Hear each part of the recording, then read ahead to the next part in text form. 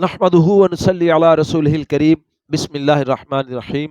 میرے دوستو، آج کی اس ویڈیو کے اندر ہم بات کریں گے کہ رائے کا مرکز کب بنا اور رائے کا پہلا اجتماع کون سے سن میں ہوا، اور میرے دوستو حاجی عبدالوہاب صاحب رحمۃ اللہ علیہ نے کب اپنی ساری زندگی رائے میں اللہ کے راستے کے اندر وقف کر دی۔ بڑا ہی عجیب و واقعہ ہے میرے دوستو۔ حضرت جی مولانا یوسف صاحب رحمۃ اللہ علیہ تشریف لائے تھے اس اجتماع کے اندر، اور میرے دوستو انہوں نے ایسا کیا فرمایا تھا مولانا یوسف صاحب نے کہ میرے دوستو 18 لوگوں نے اپنی زندگی موت تک کے لیے پیش کر دی تھی۔ میرے دوستو یہ ویڈیو بڑی اہم ہے، آپ اس ویڈیو کو آخر تک ضرور سنیے گا۔ میرے دوستو رائے کے اندر پہلا اجتماع 1953 کے اندر پہلا اجتماع ہوا۔ اس اجتماع کے اندر میرے دوستو حضرت جی مولانا یوسف صاحب رحمۃ اللہ علیہ بھی تشریف لائے، اور 1951 کے اندر میرے دوستو ایک ٹھیا بنایا گیا، ایک جگہ بنائی گئی مرکز کے لیے رائے کے اندر۔ اب میرے دوستو 1953 کے اندر جو پہلا اجتماع ہوا تو ایک چھپر بنایا گیا مسجد کے لیے، اور ایک چھپر، ایک چھت بنائی گئی اجتماع کے لیے، یہاں پہ لوگ جمع ہوں گے۔ میرے دوستو جب یہ اجتماع ختم ہو جاتا ہے تو پھر حضرت جی مولانا یوسف صاحب رحمۃ اللہ علیہ نے پرانے حضرات جو تھے، جن کے 4 من لگے ہوتے، پرانے کام والا جو مجمع تھا، ان حضرات کو مولانا یوسف صاحب رحمۃ اللہ علیہ نے الگ کیا، اور الگ کرنے کے بعد حضرت جی مولانا یوسف صاحب رحمۃ اللہ علیہ نے ان کے اندر ایک بیان کیا جو بڑا اہم بیان فرمایا، جس کی تشکیل کے اوپر موت کی تشکیل ہوئی، موت تک کے لیے تشکیل کی گئی۔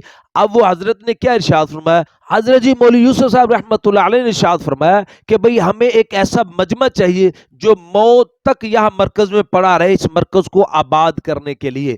تو میرے دوستو مولانا یوسف صاحب رحمۃ اللہ علیہ نے ترغیب کے اندر یہ ارشاد فرمایا کہ جس دین کے مرکز کی بنیاد مال پر، پیسے پر، زر پر رکھی جاتی ہے، وہ دین کا مرکز آگے چل کر لوگوں کے لیے گمراہی کا ذریعہ بنتا ہے۔ اور پھر فرمایا کہ جو دین کا مرکز قربانی پر جس کی بنیاد رکھی جاتی ہے، قربانی پر، مشقت پر جس کی بنیاد رکھی جاتی ہے، وہ مرکز آگے چل کے لوگوں کے لیے ہدایت کا ذریعہ بنتا ہے۔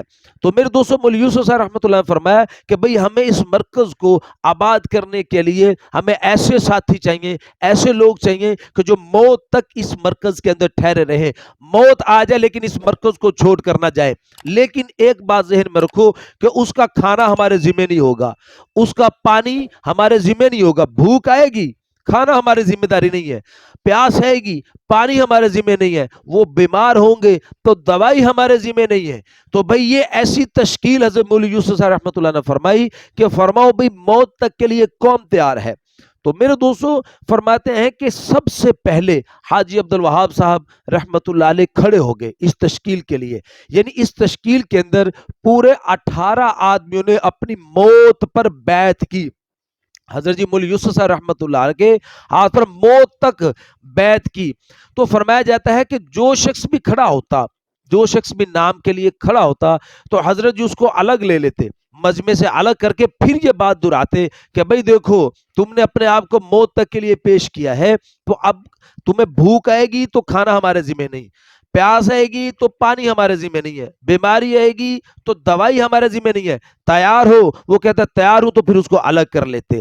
میرے دوستو حاجی مشتاق صاحب، پرانے حضرات جو تبلیغ والے وہ جانتے ہوں گے، بھائی مشتاق صاحب رحمۃ اللہ علیہ ہمارے بڑے بزرگوں میں ہیں، میں تو وہ بھی اسی مجمع کے اندر بیٹھے ہوئے تھے۔ میاں جی محراب رحمۃ اللہ علیہ بھائی مشتاق صاحب کو تیار کر رہے ہیں کہ بھئی تو بھی نام لکھا، تو بھی کھڑا ہو جا۔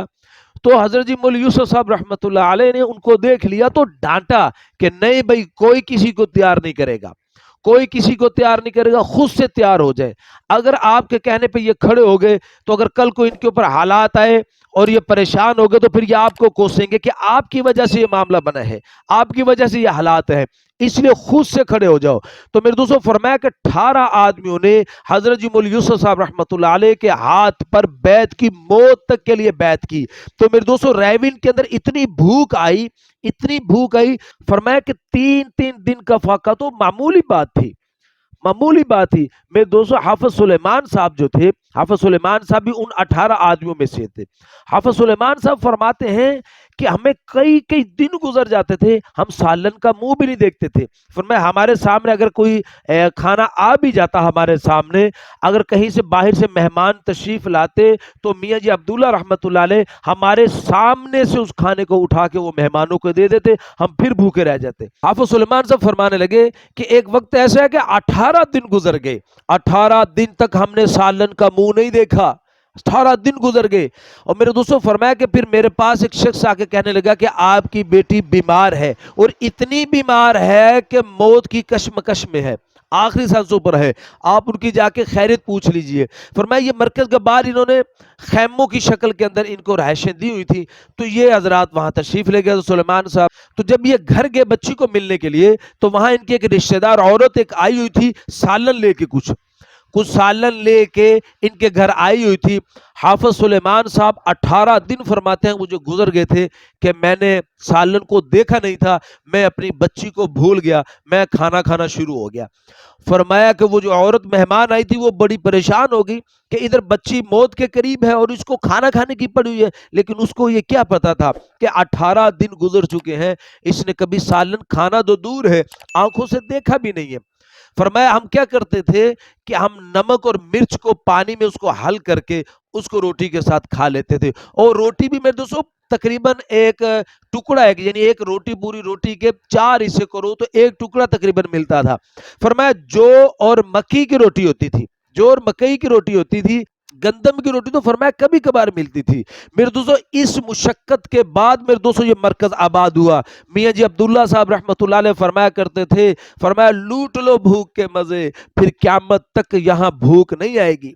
لوٹ لو بھوک کے مزے، پھر قیامت تک رائیونڈ کے اندر بھوک نہیں آئے گی۔ اب میرے دوستو یہ ہمارے حضرات قربانی کر کے چلے گئے، اب وہی مرکز ہے رائیونڈ کا، اللہ کے فضل سے ہزاروں لوگ صبح شام روزانہ وہاں پر کھانا کھاتے ہیں۔ بیرون سے مہمان، کئی ملکوں سے مہمان تشریف لاتے ہیں، 100 سے زیادہ ممالک سے مہمان وہاں تشریف لاتے ہیں، وہاں کھانا کھاتے ہیں۔ اللہ کے فضل سے وہاں لاکھوں کا بل ہے بجلی کا، اللہ کے فضل سے اس کا بھی انتظام ہو گیا۔ وہی حضرت جی کی بات ثابت ہو گئی، پوری ہوگی کہ لوٹ لو بھوک کے مزے، پھر قیامت تک رائیونڈ میں بھوک نہیں آئے گی۔ تو میرے دوستو اگر میں بھی اپنی زندگی میں بہار لانا چاہتا ہوں، خوشی لانا چاہتا ہوں، اپنے گھر میں خوشی لانا چاہتا ہوں، بہار لانا چاہتا ہوں، تو میرے دوستو مجھے بھی اپنے گھر کی جو بنیاد ہے وہ دین پر رکھنی پڑے گی، چاہے دین قربانی سے آئے، قربانی سے بھی آئے گا تو انشاءاللہ آگے چل کے اللہ ایسی آسانیاں پیدا کرے گا، پھر کبھی پریشانی کا منہ نہیں دیکھنا پڑے گا۔ تو میرے دوستو اس ویڈیو کو زیادہ سے زیادہ شیئر کیجئے، اور گزارش ہے کہ اگر میرے دوستو